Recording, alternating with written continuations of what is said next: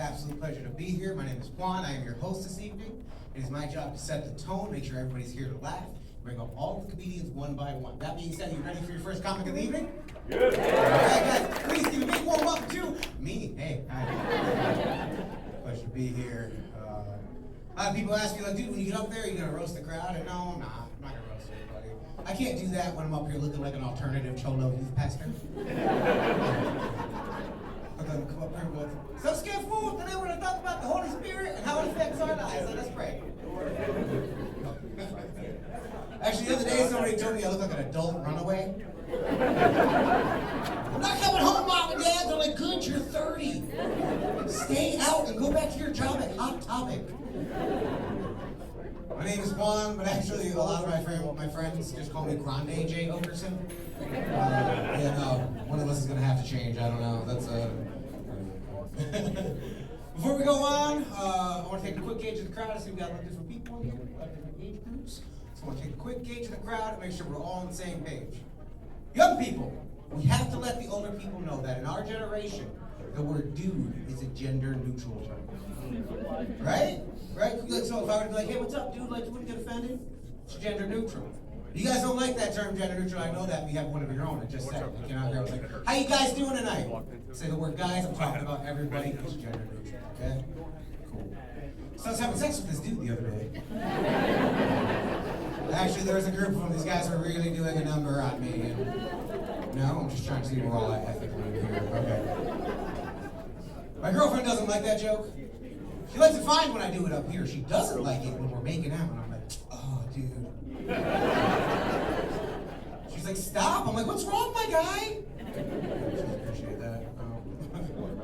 Let it be known that if there are two things I don't stand for, that is racism and homophobia. I don't like it, guys. Yeah, cool. Yeah. My brother heard me say that, so he got me a t-shirt that says, I heart black guys. He's like, with a t-shirt, I'm not gonna not wear it. Right? But I'll probably only wear it around the house and to bed, which is going to make things awkward between me and my roommate because he's a black guy. And at first he's probably going to be like, dude, I appreciate the sentiment, but do you have to wear only the shirt? I'm just there at my night and he's like, oh, I can use a counter by Greg. Leave my door open, see what happens. You can't talk shit. I did something homophobic this past year. I had no idea when I did it. Sorry, I bought a Harry Potter wand. Yeah, I had no idea when I did that the creator of Harry Potter had been in the news for saying extremely transphobic and homophobic things. I had no idea. I got people out here that are like, you're a homophobe. I'm like, no, I'm a Hufflepuff. Now I'm scared, confused, I have no idea what's going on. It's part of what makes me a Hufflepuff, guys. I just think it's ironic because, like, now me buying a Harry Potter wand being one of the most homophobic things I can do. Where like 10 years ago, if I was excited to tell my friends about my Harry Potter wand, they'd be like, dude, that is the gayest thing you could possibly do. You can cast a spell and turn yourself into a girl, you're queen of Flipendo! We know the spells, it's weird, okay. I don't know. My algorithm's different. I don't really pay attention to the news. I got people out here that are like, did you hear about the war in Gaza? I'm like, did you hear that Jack Black is doing the soundtrack for Kung Fu Panda 4? It's pretty cool. I'm a big soft nerd, I know that. It's mainly because I was raised by a single mom. Yeah, that being said, I was shaped differently as a man growing up. I was talking to my buddy about the movies that shaped us as men. He was going on, he was like, you know who taught me how to be a man? Hugh Jackman is Wolverine. Yeah. Harrison Ford is Indiana Jones. I'm like, all right, you know who taught me how to be a man? Jennifer Lopez in Enough. Yeah. You know the 2002 smash hit where Jennifer Lopez is getting beat by her husband and then decides that she has had enough. So, she runs away, she learns karate and kickboxing, she comes back and then she just shoots him. You're like, why didn't you just do that in the first place? That's funny. Okay. A lot of gun violence is crazy out there. It's not just Puerto Rican abuse victims anymore, gangs. Now white guys are doing drive-bys. Yeah, it's nuts. I witnessed one the other day. I did. I was on my couch. I didn't see it. I heard it. All right. Look, I lived in the ghetto most of my life. I've heard gang shootings before. Those sound something like pop, pop, pop, so woo, crip gang. This didn't sound like that. No. This is more like pop, pop, pop. Hey, fuck you, Ronald. Ronald. Like, hey, where's that $20 you owe me, you motherfucker? I know you stole my ma's cell phone. That's definitely a white dude. That is absolutely a white man. We moved around a lot growing up. We did. Experienced a lot of different cultures. I lived in a brown neighborhood, a white neighborhood, and a black neighborhood. Yeah, my life was like the Jeffersons theme song. And if it was like moving on up to the east side, yeah, we just moved laterally. Things never got better.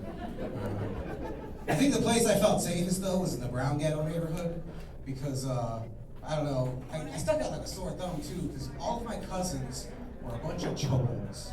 A bunch of like Mexican gangsters, okay? So picture a bunch of those dudes and one emo kid. Yeah. They're just out there like, I'll kill you, vato. I'm like, I already want to die anyways.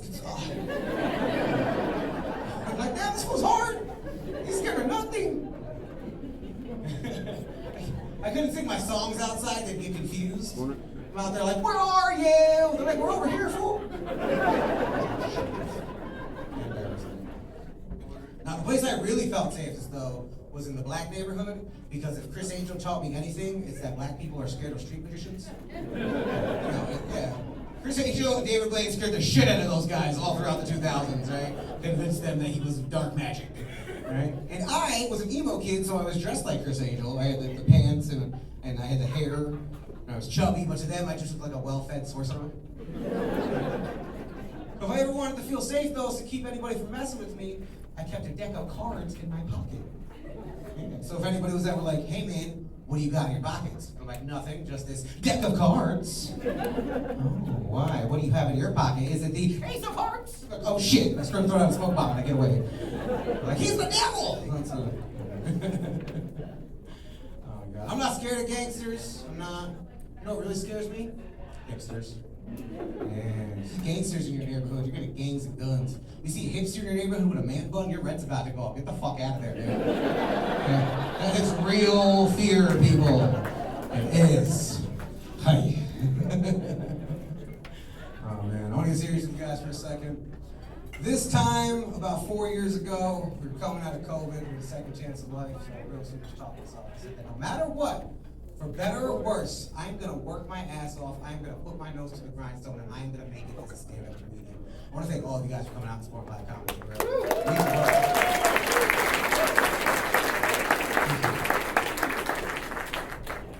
So now I work at Subway. Yeah, it turns out you don't make it comedy right away.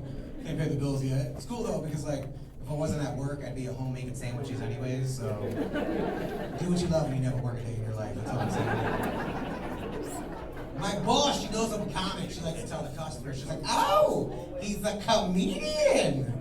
And they're the same thing, always the same thing. Oh yeah? Tell me a joke. I'm like, no. You didn't pay a cover charge. This isn't dinner and a show. You want to hear a joke? All right, you just paid $10 for a ham sandwich. Go fuck yourself. Eat fresh. It was hard to do comedy during the pandemic, guys. You know, ever since our governor took off his Scooby-Doo villain mask and actually revealed himself to be the preacher dad from Footloose. You see that?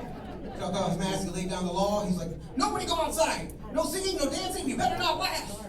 I'm like, oh man. We're like, wait, who's under this mask? We took off that, and we're like, Matt Lauer, what the fuck?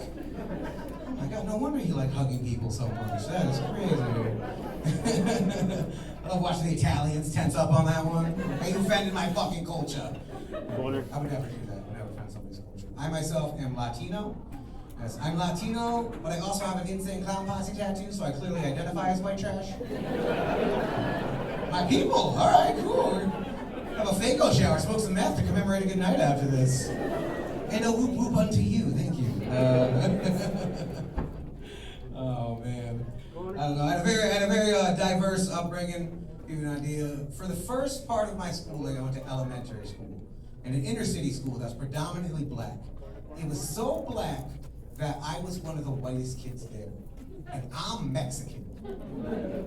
And then for middle school, I went to a private school, a Catholic school, that was so white that I was one of the blackest kids there. And I'm Mexican. It was so bad, I'll never forget, this one year on Martin Luther King Day, the only other minority they had in this school, this black girl, was sick. So guess who they got to read the I Have a Dream speech at the assembly that day? Yeah, Pedro over here. One Sir Martino Luthereño King. Just up there like, I have a dream that one day. You can't do that, bro. If it wasn't for me, they would have got Becky, who's like 1/16 Cherokee, to do it, you know? Because there's always one of those around. Like, is that diversity? No, it's not. That's not even the worst thing that ever happened to me at school. I'll never forget. Remember middle school when they was running for class office? Like class president, class secretary, class treasurer? Yeah, I decided I was gonna run for class treasurer. I was running against this girl. She looked at me, she said, "You can't be class treasurer." I said, "Why?" She said, and I quote, "Because you're a dirty Mexican." It's messed up, right? Real messed up. Well, you know what the most messed up part about that was? She was a ginger. Alright? You got no room to talk, you freckled-faced fuck. You show me proof of a soul, and I'll show you proof of a residency. One of those is easier to fake than the other. You tell me which one that is. Yeah, no. Fuck that. I played the Uno reverse on her bullshit real quick. Yeah, I'm Mexican, so I'm dirty, but you're a ginger, so you're disgusting. You guys have been fucking amazing.